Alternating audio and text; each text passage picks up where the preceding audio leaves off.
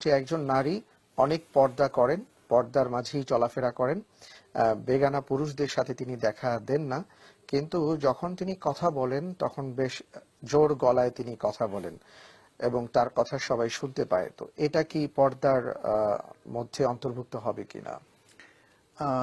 নারীদের তো পর্দার বিষয়টা শুধু পোশাকের মধ্যেই সীমাবদ্ধ নয়। নারীদের পর্দা তার কথায়ও এবং তার ইভেন পায়ের আওয়াজেও। আচ্ছা আচ্ছা, তার অলংকারের শব্দেও।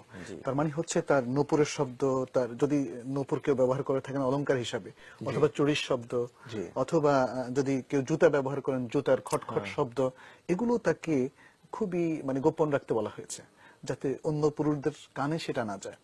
কারণ পুরুষরা যখন ফিল করে যেটা নারীর শব্দ, তখন অনেক দুর্বল মনের অধিকারী এবং অনেক রোগগ্রস্ত মনের অধিকারী মনের রোগ যাদের আছে, তারা কিন্তু এর দ্বারা আপ্লুত হতে পারে। সেটা কোরআনে স্পষ্টই বলেছে। আর সেক্ষেত্রে সাউন্ড যেটা কথাটাকে আমরা বলবো না যে প্রয়োজনের সময় সে বন্ধ রাখবে না।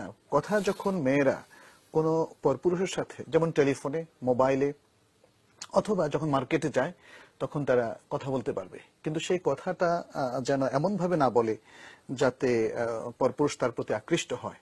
এটা খুব জরুরি। এটা হচ্ছে তার অন্যদের সাথে কথা বলার একটা মূলনীতি।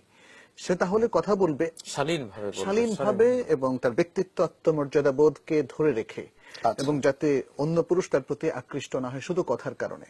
কথাটাকে সুন্দর সাজিয়ে গুছিয়ে বা এমন ভাবে বললো যাতে পুরুষরা তার প্রতি আকৃষ্ট হয়, এটা তাকে অ্যাভয়েড করতে হবে। তিনি স্বাভাবিক কথা বলবেন, খুব কর্কশ স্বরে বলতে হবে, এটাও না আবার রাগিয়ে ফেলার জন্য পুরুষদেরকে, সেটাও না।